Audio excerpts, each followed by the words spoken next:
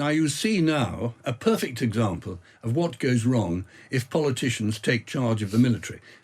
Putin has made a real hash of Ukraine because he interferes and he doesn't leave it to the generals. All politicians like to think they will go on forever. They don't like to be told they're here today and gone tomorrow. When my guest was reminded of this fact, he famously walked out of a BBC interview and into the political TV history books. Sir John Nott was the last National Liberal MP, then a Conservative, served in the Heath and Thatcher governments, and was the Defence Secretary during the Falklands War. I'm delighted to say he's here today and hopefully won't be gone before the end of the interview. John Nott, welcome to Times Radio. Thank you. Good to see you, and thanks for coming in. Let's start at the beginning, if you like. Mm-hmm. You're the last National Liberal MP. Mm-hmm. Take us back to, what was it, 1966 you were first elected. Why National Liberal and not a Conservative, and then why a Conservative later? Well, the National Liberal meant nothing, really. But when I put my name forward as a candidate, the local association said that no Conservative will ever win the St Ives seat. The traditions in Cornwall are entirely Liberal. And your predecessor was the National Liberal, and we suggest that you take that label. It didn't mean anything to me or anybody else, really, and I gave it up at the next election. And stood as a Conservative. But I was the last National Liberal MP in the House of Commons. We inherited a beautiful room, National Liberals, overlooking the Thames, which was taken away from me by the Tory whips. And then we had about 80,000 in the bank, and we gave that to the Conservative Party, who wasted it and spent it all in one day, I think, on some foolish publicity campaign. So it meant nothing. And you arrived in 1966 as a National Liberal, sitting with the Conservatives, but very much in opposition, Labour under Wilson winning a landslide. What was it like? Give us a sense of what the House of Commons was like in 1966. Well, it bore no resemblance to today's House of Commons. On the Tory side, it was mainly people who'd served during the war. There were a few Tory landowners and a lot of people who'd retired after the Second World War. They say it's now become a party of second-hand car dealers, and I don't think there were any second-hand car dealers in my time. But it was very friendly, and there was a good relationship with the Labour Party, which was in government. The old traditional Labour lot were very good news. And Harold Wilson I knew quite well, although he was the Prime Minister and I was a brand new Conservative backbencher. I was, of course, the MP for the Isles of Scilly. Of course, his favourite place in the world. Harold used to go to the Isles of Scilly for his holidays, and I saw a lot of him. And I much preferred Harold Wilson to Ted Heath, and I saw him frequently in the Isles of Scilly. What was it about the Isles of Scilly that he loved so much? Well, he had a bungalow there, and it is a rather wonderful place, the Isles of Scilly. And it was certainly an interesting place for me as the MP, because unlike anywhere else in the country, when I arrived, I was met as if I was a member of the royal family by a delegation at the airport, and I was given an official lunch. So I was a very important person as MP for the Isles of Scilly. I certainly wasn't an important person anywhere else. And Harold Wilson used to, when he first became Prime Minister, they would hold sort of these sort of press conferences in the sand dunes. Oh, I did, but he never invited me to one of them. So explain then how it felt being in opposition, and how then Ted Heath wins from opposition. So few people have done it actually in history, gone from opposition into government. In the last sort of half century or so. You said you preferred, presumably you didn't say this publicly, that you preferred Harold Wilson to Ted Heath. What was Ted Heath like as a leader? Well, poor Ted, he was in fact a very interesting man, very determined, passionately believed in putting the country right, but circumstances prevented it. And my misfortune was that when Ted Heath won the election, I became the Economic Secretary to the Treasury, which meant that I had to go to the House of Commons every day and defend Heath's policies, which I didn't believe in. Where Ted went wrong was that he had this sort of fear, which came from Macmillan, really, of unemployment. And when the unemployment in the country looked as if it was rising to 1 million, I mean, God, it's never been 1 million, rising to 1 million, he called in the Treasury, and I was there because I was a Treasury Minister, and said, we've got to do something to stop the unemployment rising to 1 million, and we must boost the economy. It's rather, in fact, what Liz Truss tried to do. And it all led to a disaster. The Barber boom. The Barber boom. It wasn't the Barber boom. Tony Barber was a very good man, but he was loyal to the Prime Minister. And there we are. It was a very unfortunate period. Well, a reminder, I suppose, that... But I should say that I twice was in opposition, and I enjoyed it very much. It was the opportunity I had to look after the constituency. I was a sort of, like most good MPs, I was a sort of welfare officer, and I spent my whole time looking after people's problems. And I remember the occasion when my agent came in and knocked on the door and said, excuse me, John, the Prime Minister's on the telephone.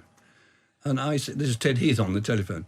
And I said, oh, yes, well, I wonder what he wants. So I got rid of Mrs. Curnow, who was complaining about her drains or something. And Ted Heath said, oh, John, I've decided that I want you to join my government. So, well, that'd be great, I said. I didn't know what job it was. In fact, Economic Secretary of Treasury is about the only junior ministerial job worth having. Because you're in the heart of things. Right in the middle of things.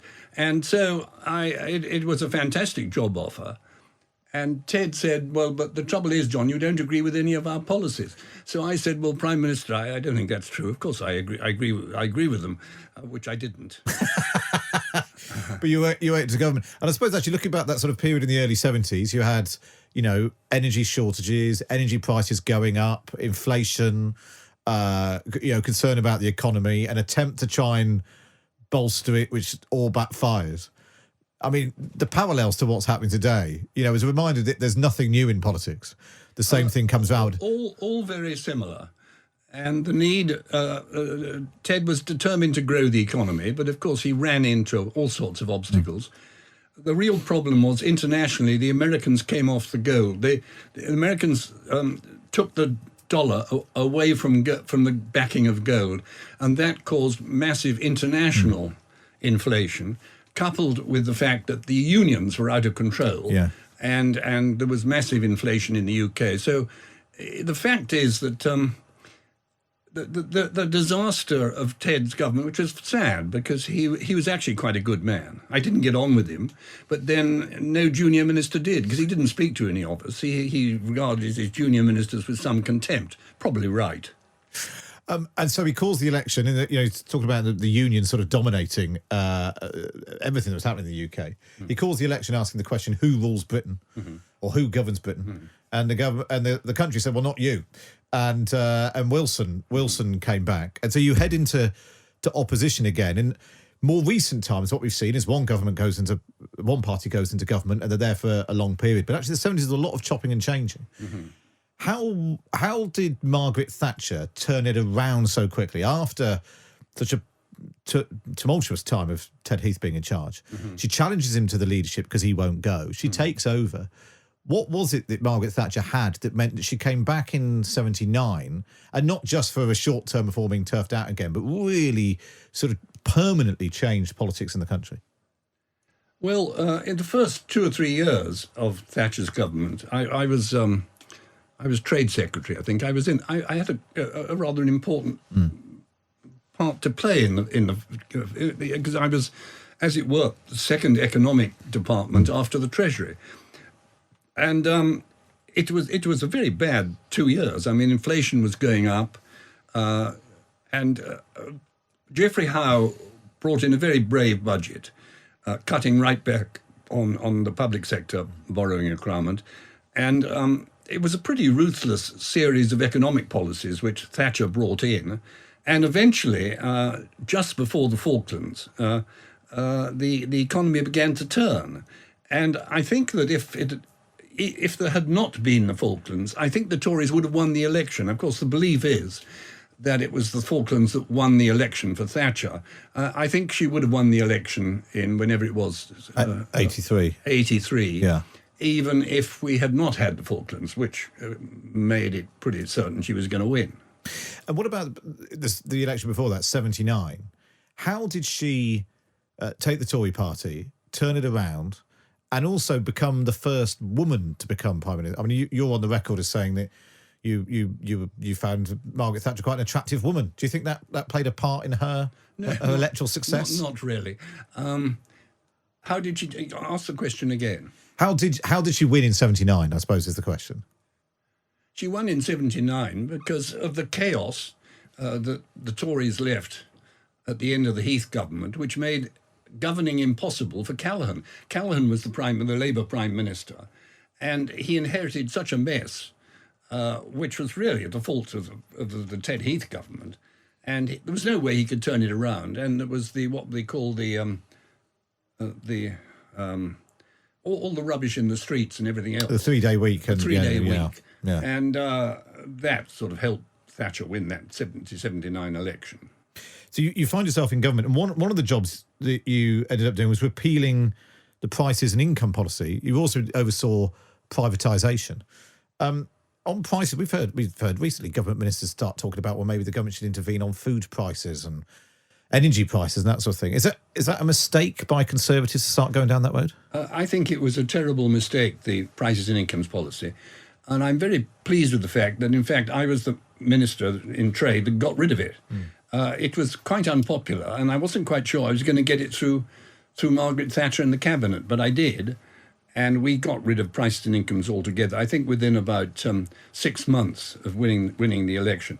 And I remember going to my first ministerial meeting. My junior ministers were quite well-known characters. One was Tebbit and the other was Parkinson. And I said, I don't know if I'm going to get the abolition of prices and incomes through the cabinet. There were a lot of ex-Macmillan people in the cabinet. Margaret Thatcher inherited a not very friendly cabinet to herself. And anyhow, they backed me, and she did get rid of it, which was very brave of her. And what about privatisation? You oversaw the privatisation of British Airways. It became one of the defining features of sort of Thatcher's time in government. But now we're seeing the implications of whether it's the water companies or the rail industry and a rowing back of all of that. Do you think ultimately privatisation was the right thing to do?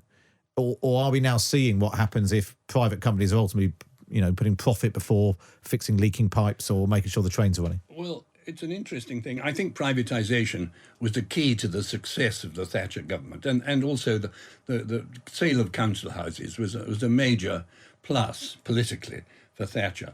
And I think the privatisation raised good sums of money. Now, I think it was a great success, but you're quite right. Nowadays, people say, well, what are all these people piling up their bonuses for? Are the water companies paying themselves large bonuses? Why isn't the money going to better drains? But no, I think privatisation was a success, really. And I don't think the Labour government, if we have one, will ever go back to... it'd be impossible to renationalise all these businesses. But it probably cost too much money. You see, the problem was, and I was right in the middle of it, was that the steel and the coal industries, which were the fundamentals of the economy, were declining. They were completely uneconomic. And in the end, we had to get rid of the shipbuilding and steel companies. And it was a terrible time. I mean, I was responsible for the textile industry. When I became Trade Secretary, the textile industry employed 1.5 million people. By the time I left, it was employing half that. And the reason was imports of cheap textiles and everything else. We just weren't competitive. And then you moved from there to being Defence Secretary, of course. And on your watch, you get the call saying that the Argentinas invaded the Falklands. Did you know at that point sort of where the Falklands were in the world and why they were important and whether or not this has become such a defining moment? To be honest, I hardly knew where they were. I knew they were somewhere in the South Atlantic. I had a globe in my office in the Ministry of Defence, and I went over to the globe to find out precisely where they were. We had a small contingent of Royal Marines there, But no, the Falklands didn't figure. And we were in the middle of the Cold War. I mean, I seriously believed that we were in real danger from the Soviets. The Soviets were building enormously successful. We were ahead of them because of technology. Our technology was much better than theirs, but the Cold War was all we were thinking about. All we were only thinking about. And when I was Defence Secretary, I brought in the Trident system, which I think it was nuclear weapons that saved us from the Soviets. I think if we hadn't had nuclear weapons, I really do believe that we could never have resisted the Soviets, and they would have got to the Channel within 2 or 3 weeks. And so when Argentina invades the Falklands, you offer your resignation to Margaret Thatcher because it happened on your watch as Defence Secretary. Lord Carrington, the Foreign Secretary, offers his resignation. She accepted his and not yours. Why was that? Well, it was the other way round, actually. I went with Peter Carrington to... There was a bad debate in which I was severely criticised for making a very bad speech. I knew when I wound up the debate on the Falklands that I was the fall guy who was going to be slaughtered by both parties. So, and then Carrington and I went upstairs to see the Tory backbenchers, and they gave Carrington a terrible time. I'd had a bad time in the House of Commons, but they gave Carrington a terrible time. And I went with Peter back to see Margaret Thatcher afterwards, and she said, "How did it go, Peter?" And he said, "It was terrible. I've got to resign." And then the weekend intervened, and I was busy trying to see what we were going to do to resist the Argentinians. And on Monday morning, I was in my office when one of my ministers rang me up and said, "Did you know that Peter Carrington's resigning at lunchtime?" And I said, "No one's told me." And there I'd been with Carrington on every single programme, and I thought, this is impossible. If he resigns, I'm the Defence Secretary and British territory's been invaded. How can I not resign? So I rang up number 10 and I said, "Prime Minister, my letter of resignation is coming over to you now." And she said, "You can't do that. I need you. You can't possibly do that." So I said, "I'm sorry, I'm resigning."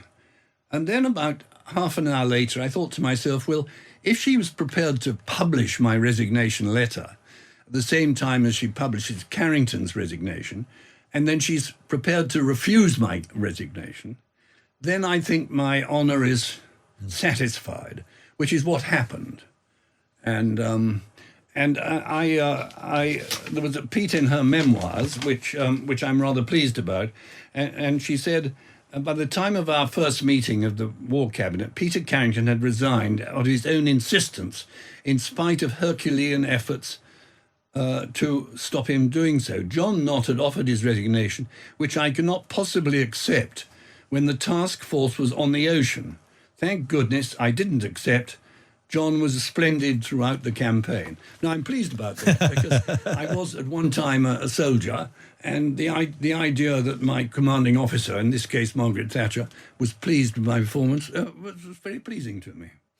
And your performance was not just in the cabinet and in the Ministry of Defence. You became the sort of the face of the Falklands campaign as well.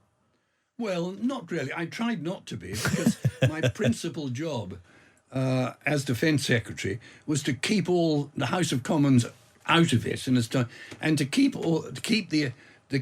anybody from interfering with the people who are running the war. I mean, the big thing was when you have something like this, everybody knows better, of course, than the government. We all know better than governments anyhow, whatever it is.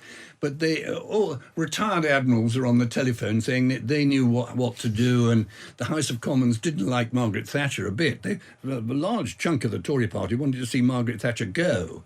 And so the thing was to keep the House of Commons and to keep outsiders out of them and allow the military to get on with it themselves. Now, you see now a perfect example of what goes wrong if politicians take charge of the military. Putin has made a real hash of Ukraine because he interferes, and he doesn't leave it to the generals. And, of course, everything he does interferes with the generals, and there's a shambles. So my job as Defence Secretary was to keep outsiders out and let the soldiers and the sailors and the airmen get on with it.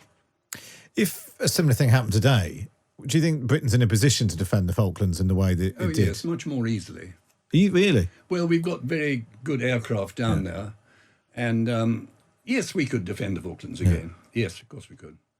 I suppose we should then. So Britain successfully defends the Falklands. We need to talk about your famous Robin Day interview in the middle of the Conservative Party conference in 1982. I think you just made your big speech, didn't you? It was your big sort of valedictory moment, having said you were going to step down. So the last time addressing the party conference as Defence Secretary, and you went on and Sir Robin Day, I think it's fair to say, needled you quite a bit. That was his job.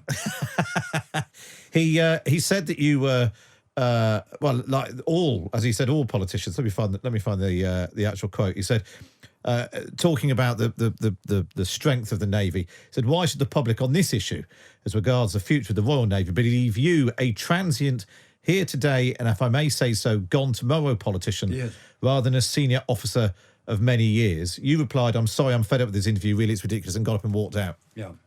Any regrets about that? No. In fact, the debate on the Falklands, the Tory party was absolutely overwhelmed with pleasure at our success at the Falklands. And for the first time in my life, I made a speech, and I was a hero. I'd never been a hero politically ever before, but I was. And so I came off the platform with Margaret Thatcher beaming that it had gone so well. And I'd forgotten all about my defence review. I mean, it had happened 6 months before, and it was over and finished. And all Robin wanted to talk about was the defence review, which, as far as I was concerned, was a history. And so, and actually, he lost the interview. I mean, I answered all his questions, and he went on and on and on, going back to my defence review. And I just thought, well, this is ridiculous. It's got nothing to do with what the conference was about. Do you think politicians should do that more? He was a friend of mine, Robin. I knew him quite well, but he was very pleased with himself. And you mustn't get pleased with yourself. No, well, I don't want to I'm not going to wind you up by asking the same question again and again. But would you advise to other politicians to get up and walk out of interviews? Yes, definitely.